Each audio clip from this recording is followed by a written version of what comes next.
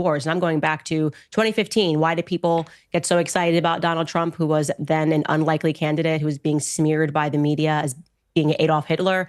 Well, it was because he recognized that the American people were being forgotten while we were giving billions of unaccounted billions, by the way, for these never-ending wars. And so it's one of the earliest reasons that people got behind him and got behind his vision. And so we're opposed to a regime change because America as a country has a lot of problems that need to be fixed here first. It's that simple. Right, but it's not quite that simple. And I'll explain to you why. Because Donald Trump, I think he's not been inconsistent in the sense that in his first term, he wasn't a pacifist. You know, he killed General Soleimani. He killed Baghdadi, the head of ISIS, and went after them ferociously. He attacked Syria when they killed American troops. He dropped a massive bomb in Afghanistan. It wasn't like he never deployed the American military.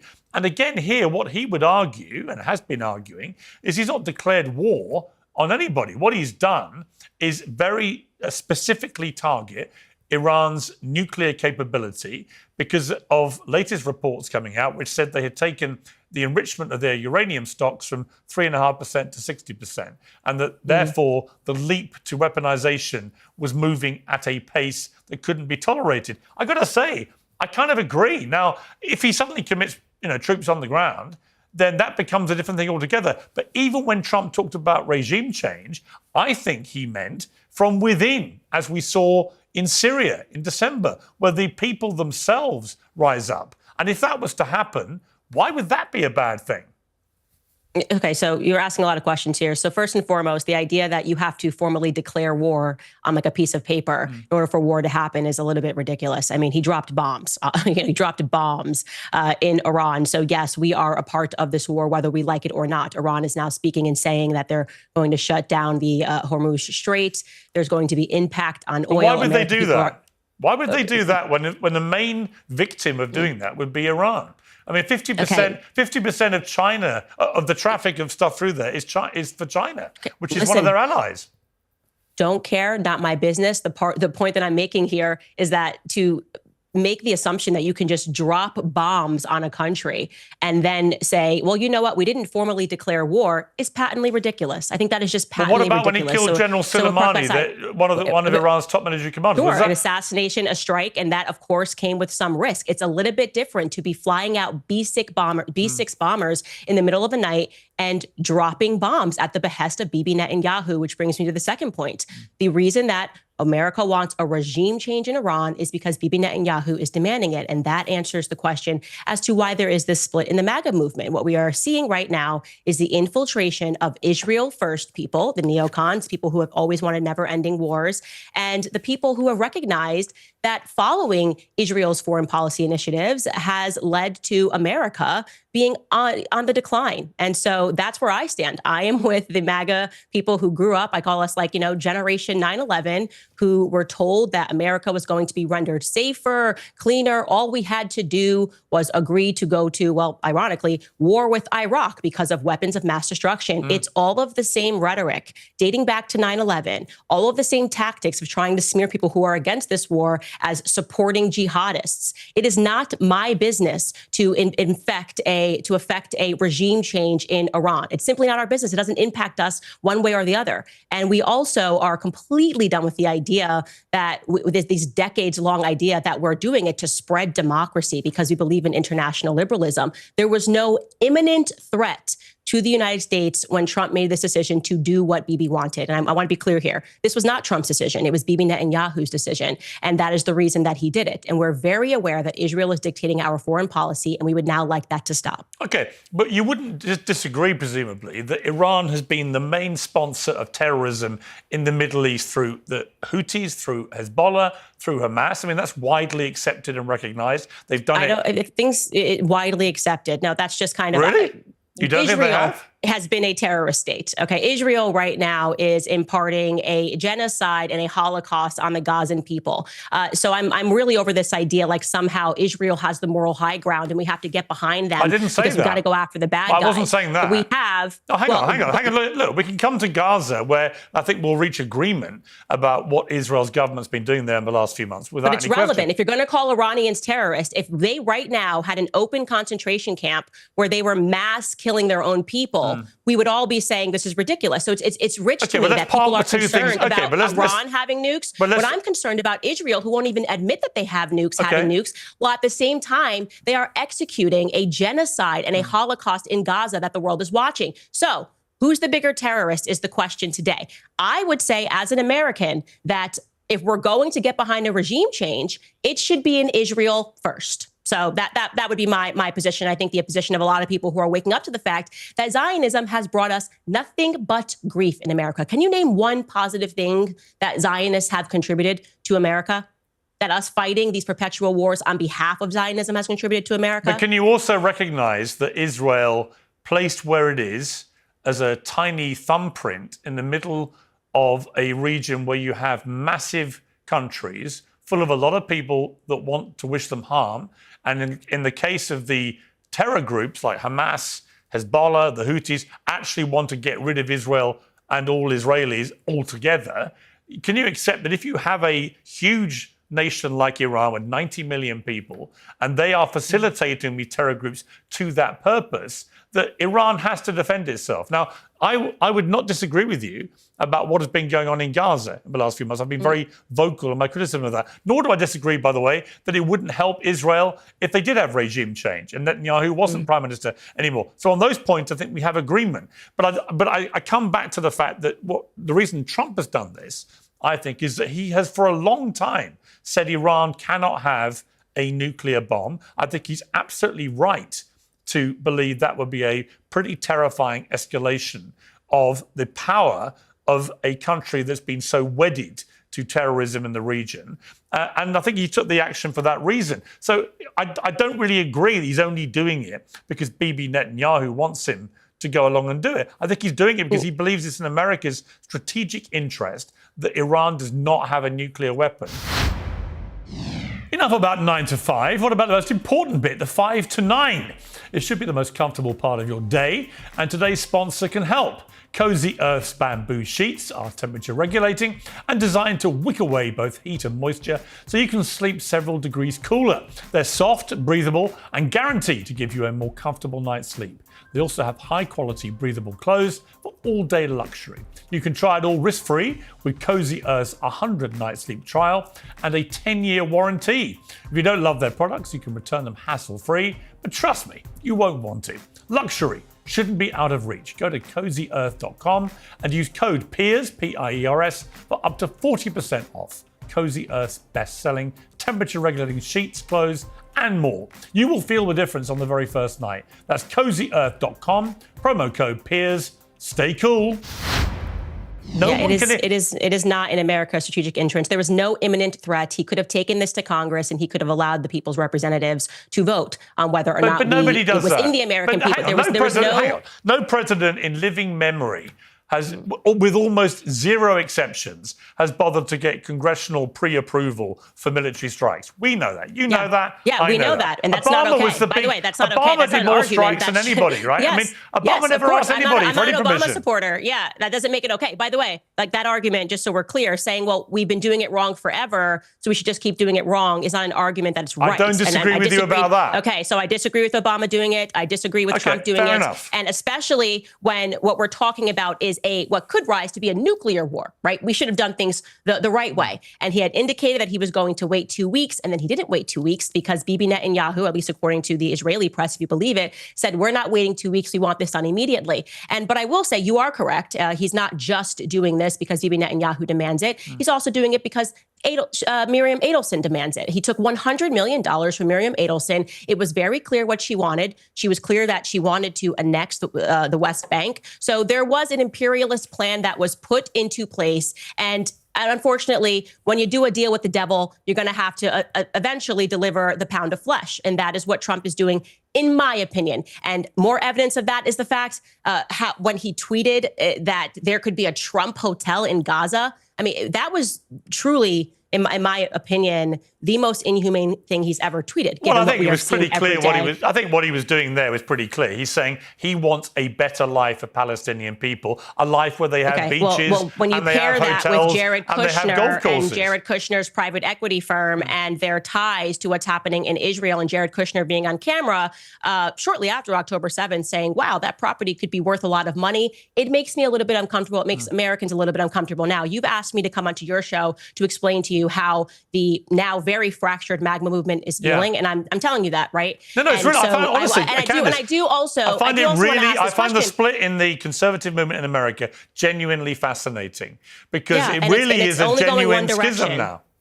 Yeah, there's a genuine schism, and it's only going one direction. And by the way, we shouldn't even call this a schism, because trying to dress this up and delude us into believing that the MAGA movement is what has Meghan McCain cheering, John Bolton cheering, has Mark Levin cheering. The literal faces of the Never Trump movement are saying this is real MAGA. Yeah, we're not going to be that delusional. But you're on the same side as Alexandra Ocasio-Cortez. How do you feel about that?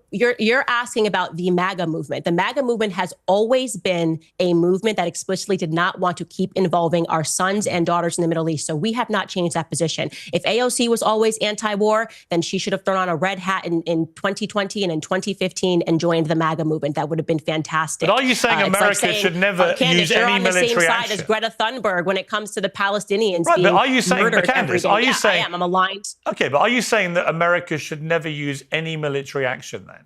No. I'm not saying America can never use any military action. In fact, what I said earlier was I could get behind a regime change in Israel because I think it would fix a lot of issues that are happening and that has been happening to America over time. But why wouldn't you want it in Iran? I mean, I'm reading an Amnesty International report from 2024. Because Iran is not negatively impacting. I'm answering your question because Iran's regime is not negatively impacting America on a day-to-day basis. When the leader of Iran says death to America, why doesn't that concern you? That's a chant. And by the way, I want to be very clear. Why are they chanting death to America?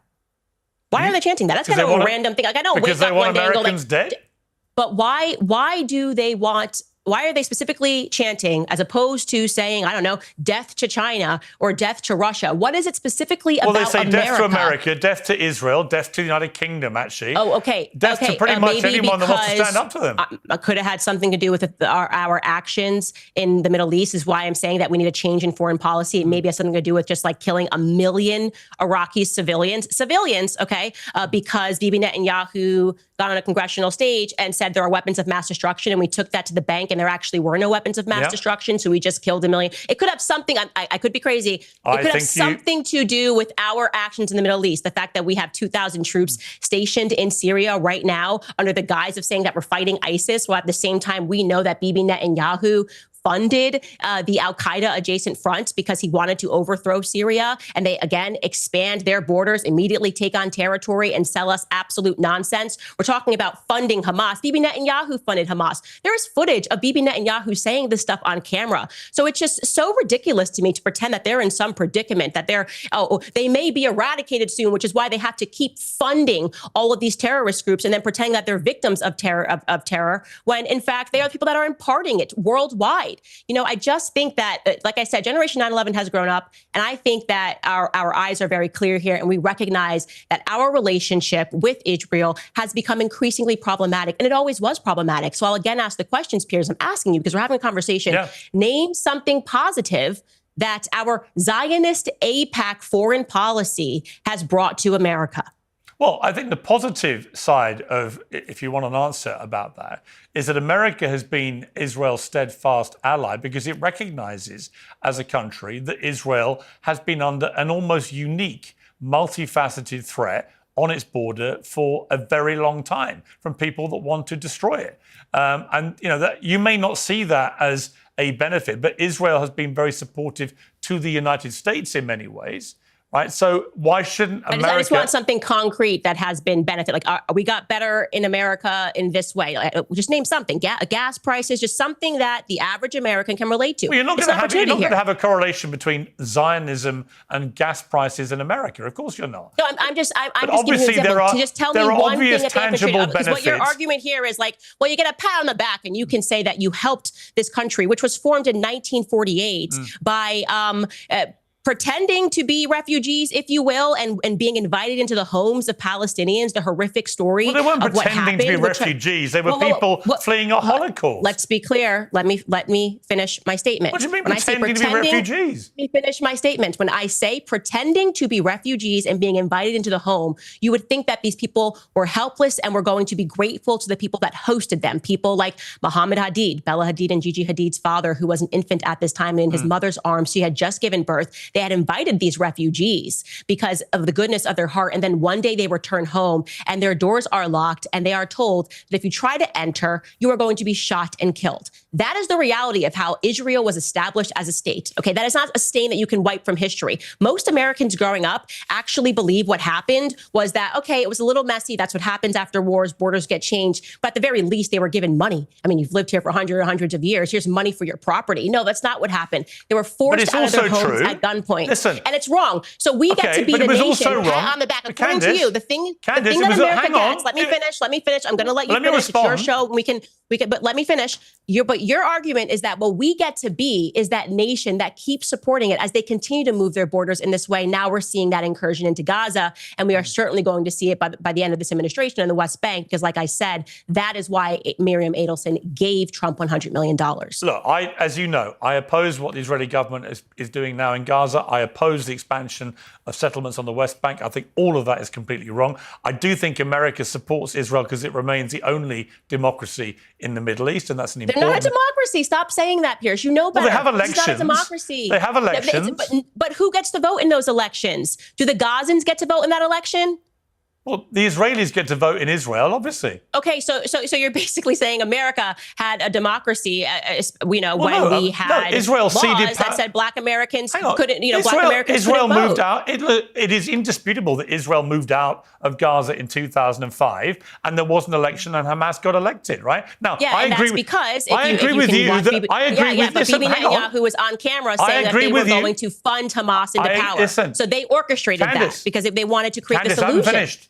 I agree with you that Netanyahu wanted to cause a split between the Palestinian Authority and Hamas. It was divide and rule. It was a catastrophically bad strategy, and it led to what happened on October the 7th over a 20-year period. There's no doubt it was a terrible thing that Netanyahu did, one of the many reasons I think he should go. But there was no doubt that the Israelis pulled out of Gaza and allowed them to have elections, and they elected Hamas, and the rest has been disastrous history. Because the Israelis funded, because Bibi Netanyahu, they funded Hamas into power. I don't disagree with you, but they still had elections. So it's like we rigged an election, but look what the election results show is that they wanted to put Hamas into power. And so when we talk about who is funding these terrorists, the answer is Bibi Netanyahu. And I don't want to get into his corruption trials, but every single person watching this right now should go pursue the documentary, The Bibi Files, because it is absolutely stunning to understand. I believe one of the reasons. I believe one of the reasons. Let me answer the question, because you still haven't given me anything other than like you guys get a pat on the back for supporting this created nation in the Middle East. I also just like to say all of the bad things that we have gotten because of our continued relation with Israel. First and foremost, the open borders. And you can relate to this. People in the UK, they just can't seem to connect the dots. All right. Oh my gosh, what's happening here? Get a word in. But I want to say this. Okay, we don't understand where all these refugees are coming from. Oh my God, where are all these refugees coming from? Who's funding them coming over into these borders? Well, this is what you get when you keep supporting these nonstop wars, when you keep bombing where these people live. And it's not even just a conspiracy, by the way. If you're like, oh, well actually, you're wrong about this, because the vast majority of people coming into the UK illegally are not coming from war-torn countries in the Middle East. They're actually economic migrants.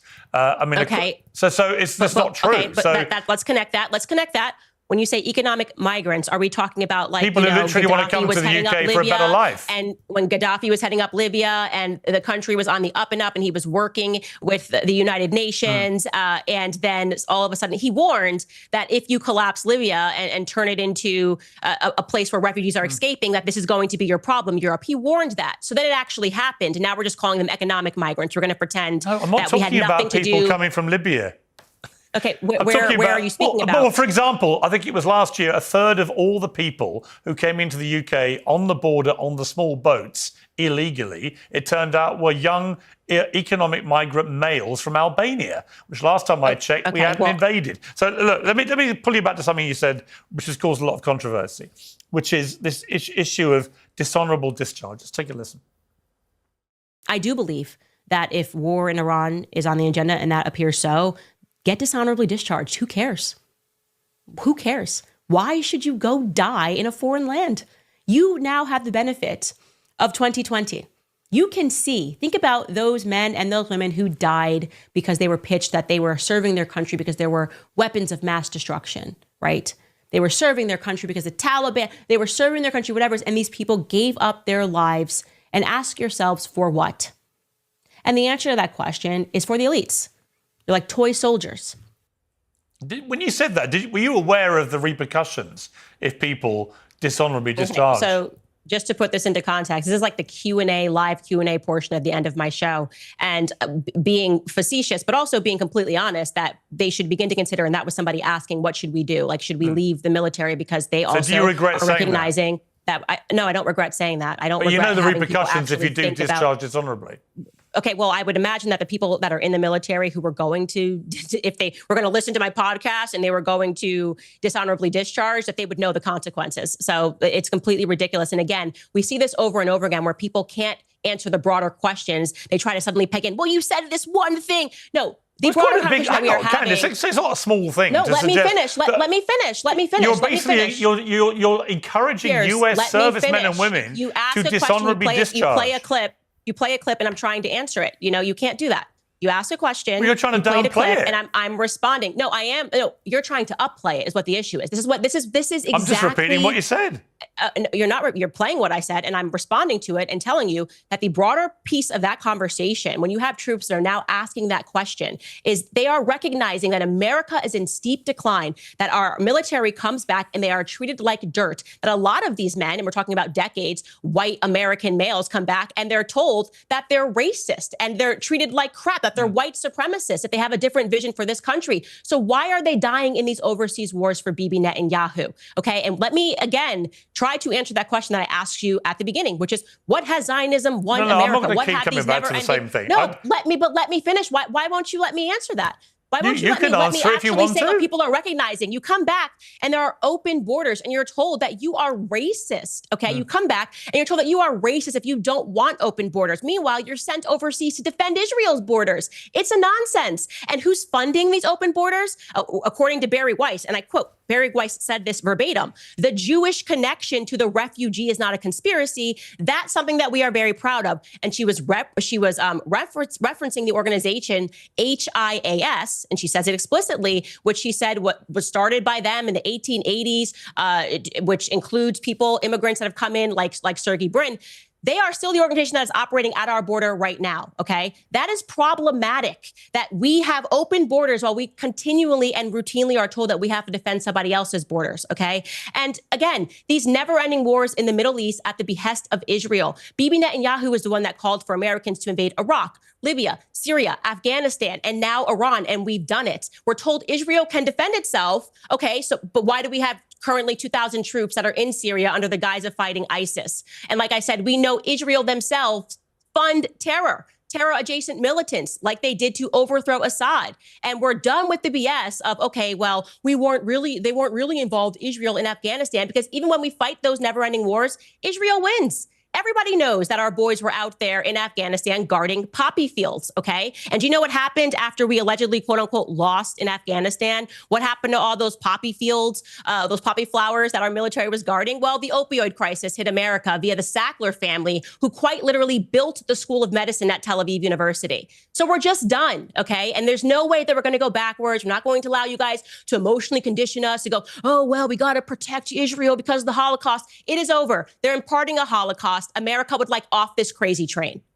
Okay, for the benefit of viewers who don't know what I was talking about, under the Uniform Code of Military Justice, Article 90, dishonourable discharge can result in forfeiture of all pay and allowances up to 5 years confinement, which is a pretty heavy penalty to pay. Yeah, I'd want my kids to go to jail before they fought for Israel. I'll say that honestly. Okay, I would. I have 3 sons, and I'm going to be honest with you, Pierce. I'm glad you told me that consequence. I'd take that consequence any day to them being sent back over in a coffin because they died for Israel. So. Okay, but I think the one thing you're missing, look, I come from a big military family, a lot of military in my family, and a lot of people fighting wars on behalf of the United States are not doing it because they think Bibi Netanyahu wants them to. They're doing it because some of them do that, and they write into my show and I answer the question. But many of them won't, and they might be offended by you suggesting that's the only reason they're doing it. And they can watch your show, and they can be offended all they want, but I think it's more offensive the way that our military is treated, the veterans are treated, and the gaslighting that takes place when we're told that we have to defend everybody's borders. But I actually think America treats its veterans better than almost any country in the world. I mean,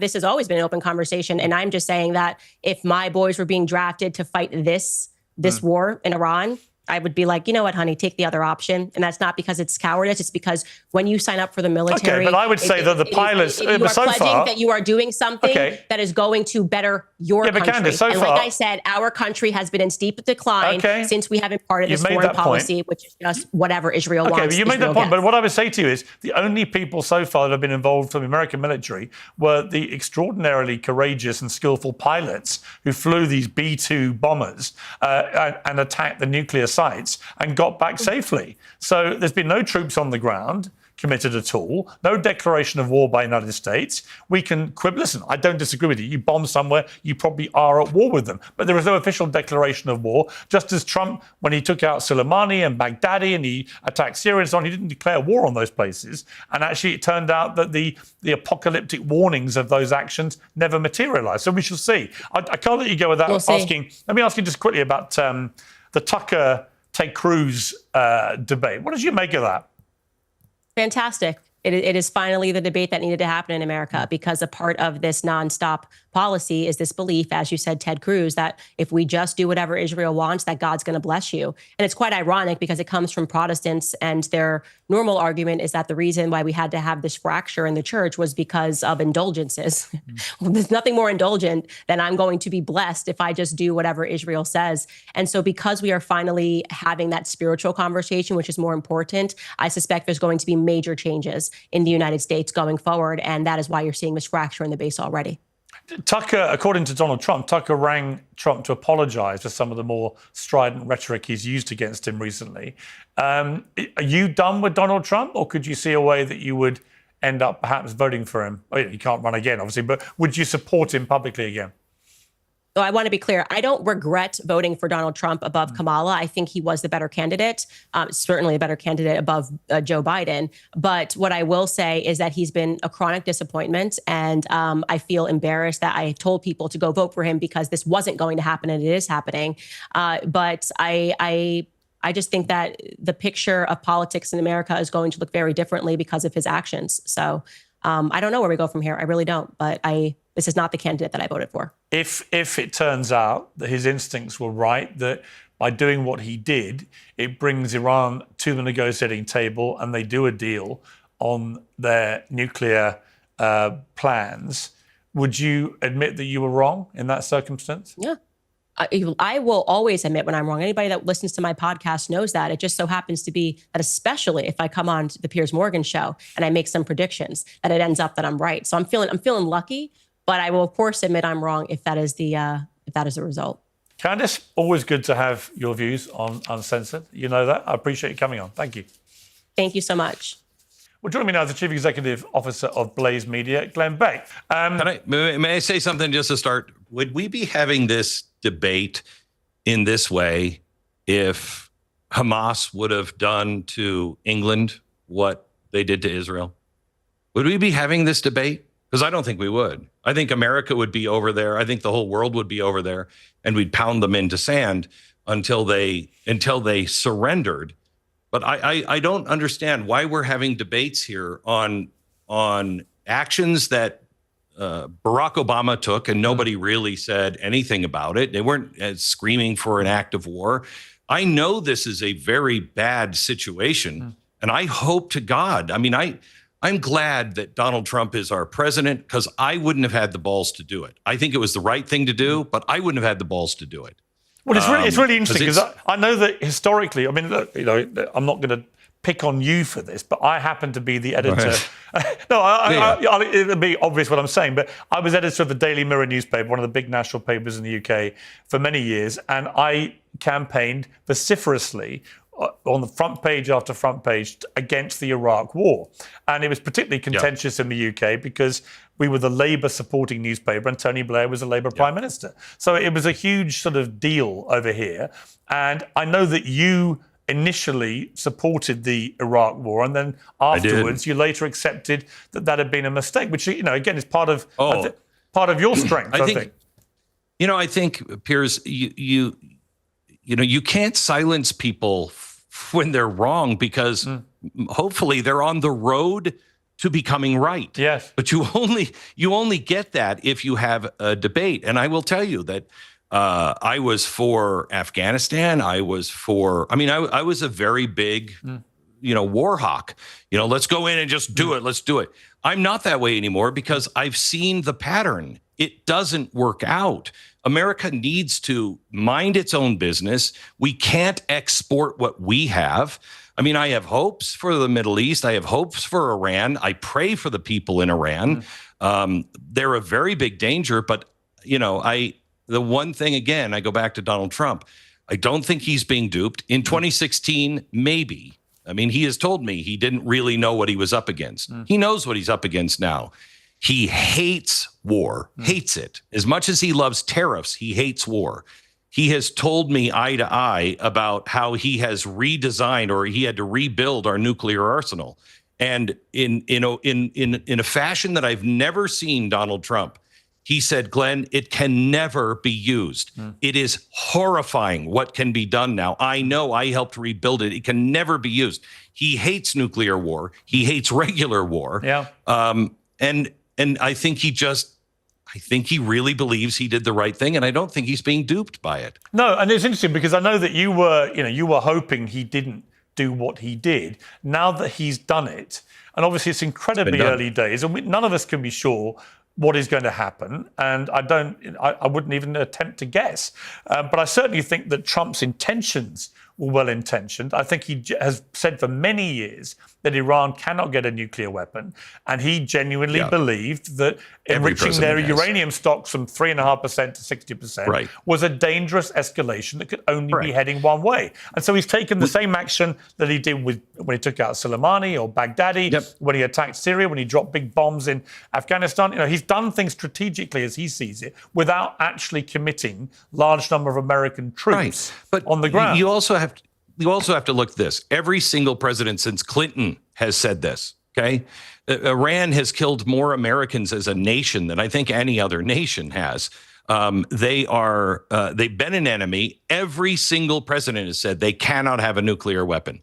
I don't want to go to war with Iran. I don't want any of this. However, when you talk to a B-2 bomber, which I did over the weekend, they have been running this particular run for 15 years plus. We built in White Sands, we built a model of that reactor. This bomb that we dropped, we're the only ones with it in the world. It was made for those reactors, specifically for those reactors. It is so accurate, it can hit the top of a pop can or a Coke can from 50,000 feet. It had to go into a 10 by 10 foot vent. They have been running this over and over again. That's not Donald Trump. That's the American policy. We know that these people are serious when they say they're going to burn first the Jews in the Islamic fiery furnace and then America. We're the great Satan. They have been a threat of ours for a long time. I wish we could have negotiated our way, but it didn't happen. So now we're here. Now what do we do? Well, as we're talking, I'm just going to read this to you. Reuters and AFP are reporting explosions over Doha. So we're talking Monday evening UK time, Monday afternoon your time in the States. Iranian media saying Iran is attacking US bases in both Qatar and Iraq. And this follows BBC and Fox News reporting credible and imminent threats of Iranian missile attacks on US-run air bases. So that's just breaking as you and I are talking. But clearly that would be a significant escalation. If Iran is targeting US air bases now in the Middle East, what do you think that means as we progress forward? I don't know. I've been saying to my audience, pray for peace, but prepare for war. This is a war that I think is coming one way or another. I mean, look at the state of Europe, look at the state of England, look at the state of America. I mean, this is a war with Islamists, not Muslims, Islamists, that is going to happen at some point. I think we're at the beginning of a 50-year war with Islamists. And it's disturbing to me. And the reason why is we're not clear. None of our countries, Donald Trump will, but none of our countries will even name what we're against. They won't say it. You know, what I complimented you for doing on this show is actually saying what the truth is and letting all sides. Our governments are silencing, and I think it's because they're afraid. But it's a war that is absolutely coming. And the problem is, I remember I sat in the Oval Office during the Gulf War, or the Iraqi War, with George Bush, and he was reading me the Riot Act because I wasn't happy about the way things were going. And he said to me, I said, you know, we got an election coming up, and what do you think these guys are going to do? And he said something, and he tried to make me feel better, and this actually made me feel horrible. He said, Glenn, don't worry about it. No matter who wins, when they sit behind this desk, they'll be advised by the same voices, and they'll realize they have no other options. I left that office thinking, then why do we elect a president? What is happening? We have to break this cycle. Hopefully, this we're not being lulled into something or pulled into something that is, long planned. Hopefully, we can end this quickly and return to some normalcy in all of our countries. But we have to face the truth. Yeah, I think I completely concur with you. And like I said, whilst I can absolutely understand why Donald Trump did what he did, and while I think there's a compelling argument that Iran was fast accelerating its way to a nuclear weapon, which everybody basically agrees, apart from Iran and its allies, would be a very bad thing for the world. Once you do strike in the way that the United States struck with these bunker buster bombs, you cannot then control the way the narrative plays out. You don't know how the receiving end of that is going to respond. I think that that our side is hoping that they are so weakened that they don't have much fight left in them. I would hope that. However, if I said on Friday or Saturday when it happened that if somebody did that to us and just blew up one of our bases in the United States, here in our continental U.S., we would declare that's a declaration of war. Yeah. And why would we expect them not to feel that way? The only hope is they're so weakened that it can end quickly. Yeah, I don't think you can. I mean, I think this attempt to try and pretend it's not a declaration of war, I don't think that flies. I mean, I posted on X, this is America saying it's at war with Iran, right? I mean, you drop 30,000-pound bombs all over the place on nuclear sites in a foreign country. You are except it's a declaration we've done of that war. before. Except we've done that before in other cases, and nobody's had this reaction. But it's not Iran and Israel. For some reason, that's just totally different for everybody. I mean, what's strange about that whole thing is if you go back into the not too distant past of Iran and Israel, before the revolution in '79, they got on pretty well. It's like a lot of these relationships have been contaminated in the last 40, 50 years. So I'm doing a show Thursday, Piers, that I'm glad you brought this up, because I was just talking to my producers about the direction I want to go in. And that is, look at Europe today, look at England today, then look at Iran, 1977, 1975. Look, nobody was wearing hijabs, nothing like that. And in 1979, it's over, it's lights out. We can't ignore the poison of Islamists in our own society. We all think that it's not going to happen. It can't happen, but it can. All we have to do is make the distinction between Islamist and a Muslim. One is our enemy. The other is a practitioner of a religion. I mean, I would expand that to say it's extremism, right? Extremism of any kind should be condemned by all right-thinking people, because extremism is never the right way, just by the very when are we going to do that? By the very definition of the word. You are an extremist. Isn't that in some ways exactly what Donald Trump did? Took a clear line. We've had president after president say, we're not going to let this stand. He does it, and now he's the extremist? I don't know. I think he's standing up for what he believes is coming. Glenn, what's fascinating, watching the conservative right in the last few weeks has been fascinating for the real schism that's been developing now. What do you make of that? There's always been disagreement, but never quite, it seems to me, on such implacable levels as we're seeing right now, where people are really one way or the other. I've never seen anything. I'm friends with Ted Cruz. I'm friends with Tucker Carlson. I like both of them. I know Donald Trump. I don't know Elon Musk, but I like both of them. Stop making me choose. I don't think this is helpful for the Republic. We can disagree on things, but to have these arguments that we're having, I mean, I'm sorry. I've known Candace Owens for a long time. I don't know what happened to Candace. She's off on a different planet now. To deny Mangala and everything else is truly horrifying. But there's a lot of people that I disagree with that I can still have conversations with. I think this is, in many ways, intentional. We're all being driven to these extremes, and it's either you are this or you are that, and there's nothing in between. That's not real life. All life has nuance. There's no way to navigate. There's no way to defend ourselves, our culture, if we all must be 100% this or 100% that. And you know what? And I genuinely believe it's been fueled by social media, because what social media does, it fuels tribalism, where people, in the end, they become so tribal, and their echo chamber keeps reinforcing this one singular worldview, that when facts change, they don't want to accept it. If it is negative to their tribe, and it reminds me, I read a book about this several years ago, where I talked about, if you go back in 2,000 years, you would have genuine tribes, right, in the world. And they would be on their own, and they would dress a certain way, and they would cut their hair a certain way. They would eat certain food. They would drink certain drinks. They would have a language which they understood.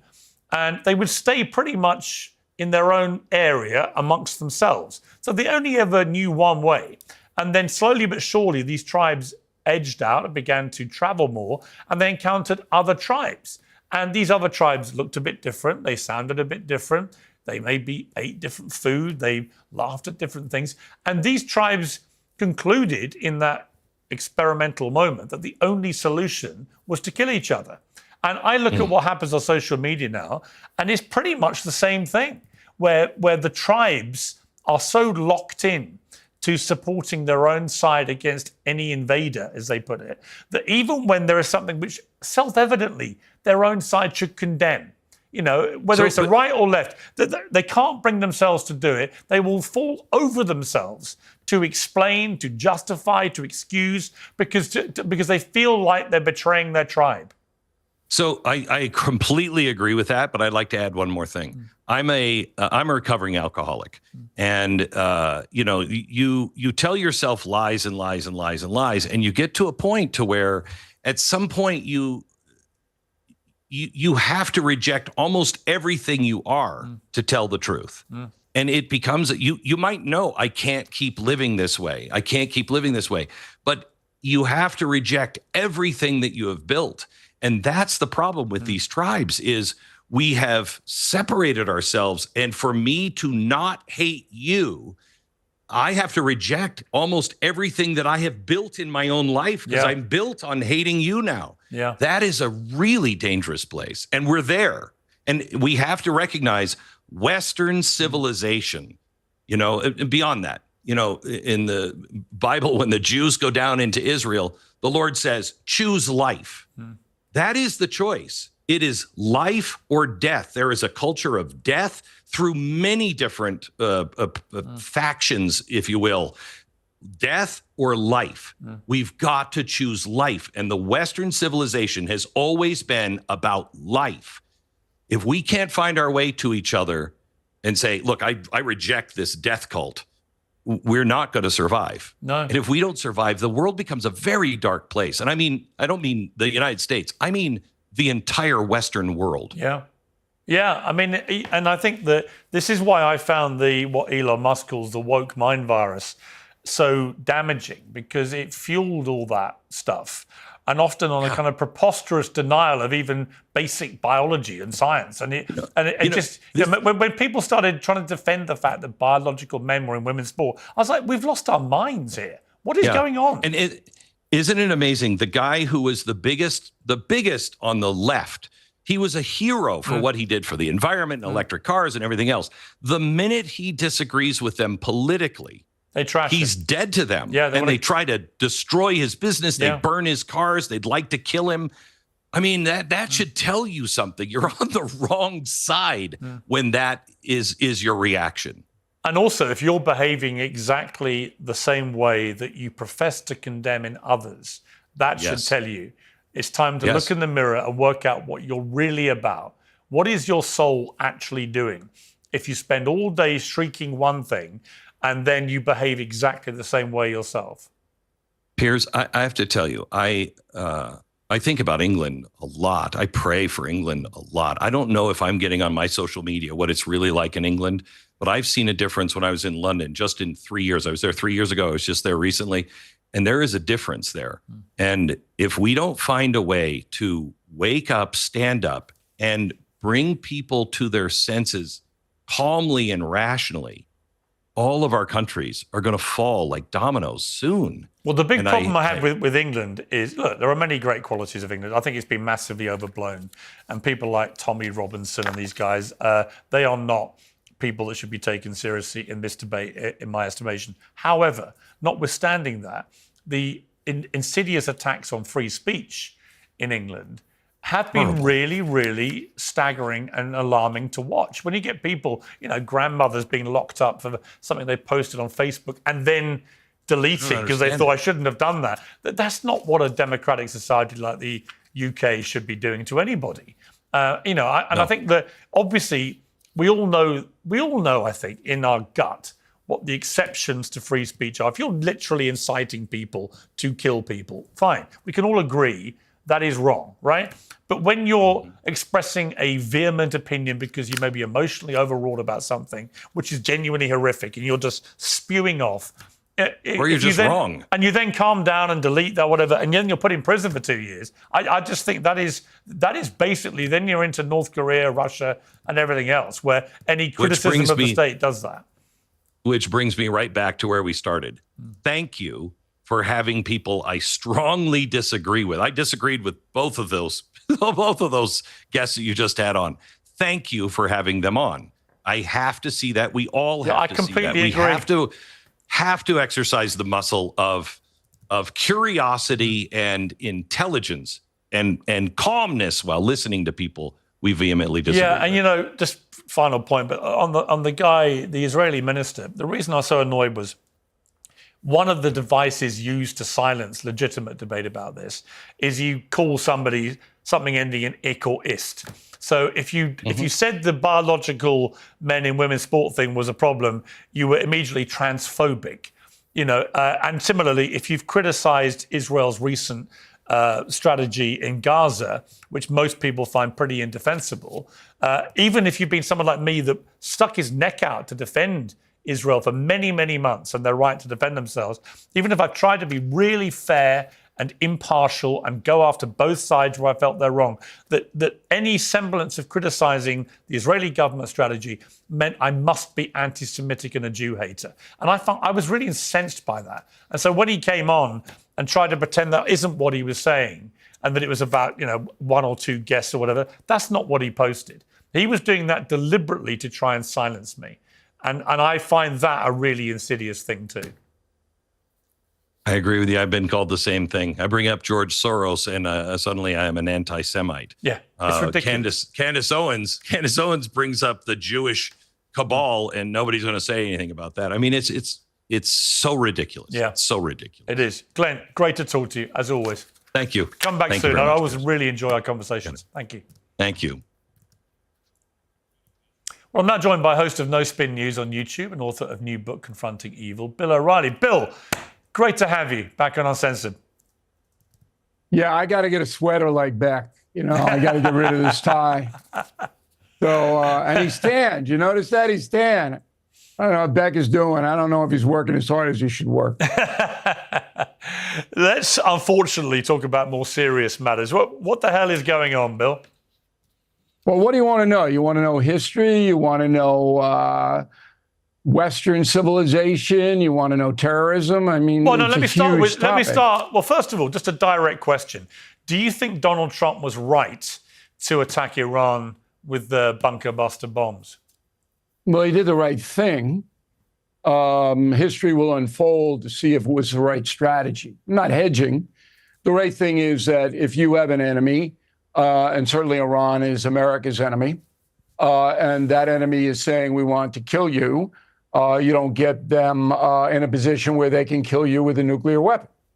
That's not real complicated. And throughout history, bellicose nations that have threatened other nations have always paid a price. So Iran's paying a price. Now, the problem is that Donald Trump is not widely accepted in the world. And whatever he does brings much more scrutiny than, say, a Barack Obama. But history shows that the American presidents have acted pretty much in accord to what Mr. Trump did. Mm. Yeah, and certainly this idea that Alexandria Ocasio-Cortez tried to put out, that somehow this was unconstitutional and he'd gone without congressional approval. As I quickly pointed out to her, almost every decision to order airstrikes by an American president this century, certainly, has been done without pre-approval from Congress.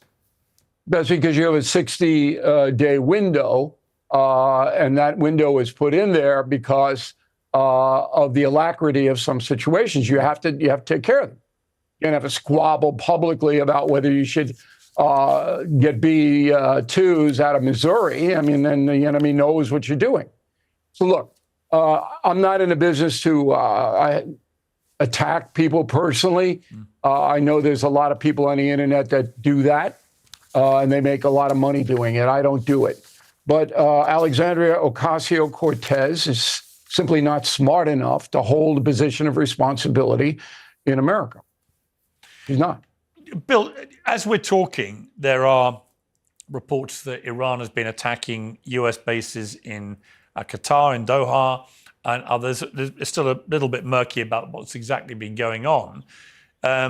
Iranian media says Iran's begun its mighty and victorious response to U.S. strike at the weekend. Quote, Iran will not leave any attack on its territorial integrity, sovereignty, and national security unanswered under any circumstances. Qatar is saying, as we're talking, which is Monday night, no casualties from attack on U.S. airbase, but it reserves the right to respond directly and in accordance with international law. There certainly have been widespread reports of explosions over Doha. So something is clearly going on here in terms of retaliation. How concerned are you about the potential for this to escalate into a much wider war? I'm always concerned about that. Everybody should be. But what's a choice? So the mullahs have to save face. They're tottering now. If the army turns against them, they'll be overthrown. Persian people don't want them there, generally speaking. The economy's a mess. They're killers. Why would you want them to lead your nation? The only reason that they have power is because Iran's a police state. They'll pick you up and they'll put you in a camp, or they'll kill you if you dissent against the government. So they have a low-level capacity to fire some missiles at U.S. air bases. The Pentagon was certainly aware that probably would happen. And it's up to Donald Trump to respond. I hope he uses restraint. We could take them out, we being the United States, in what, 5 hours? All you got to do is knock out their ports and the people will starve to death. And Trump has not done that. Could have, didn't. And he's restrained Netanyahu in Israel. Trump, and I know that to be true. I have unique access to the Trump administration, as you may know. Trump has been a restraining voice on Netanyahu. So there are a lot of things in play. You got to figure that the mullahs are about as desperate as any human being could get at this point. They could go at any time, and they're trying to save face with some kind of reaction. That's not going to matter much.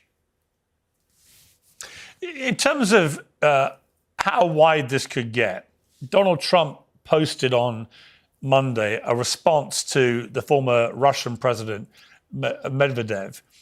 He said, "Did I hear former President Medvedev from Russia casually throwing around the M-word nuclear and saying that he and other countries would support nuclear warheads to Iran? Did he really say that, or was it just a figment of my imagination? If he did say that, and if confirmed, please let me know immediately. The M-word should not be treated so casually. I guess that's why Putin's the boss."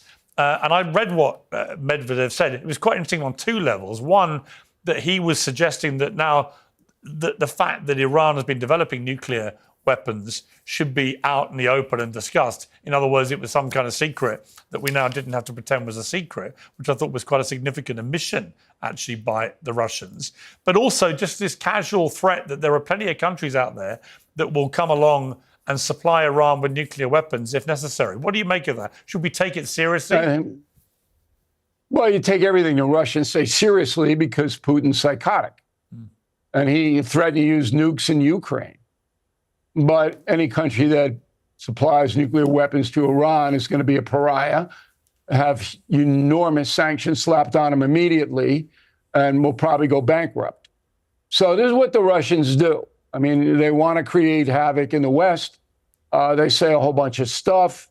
I would be very surprised if any country, including Russia, supplies the mullahs with a nuclear weapon. That would be pretty much saying to the world, F you, and the world is going to reply to that.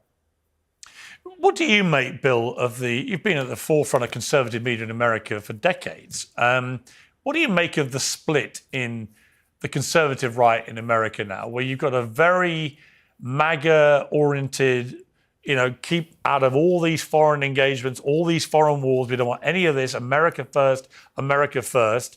And then you have other possibly more pragmatic members of the conservative right who recognize that occasionally you do have to get involved, whether you want to or not. Where do you sit? Where do you sit, and what do you feel about the rising split, as seen by the Tucker Carlson, Ted Cruz interview?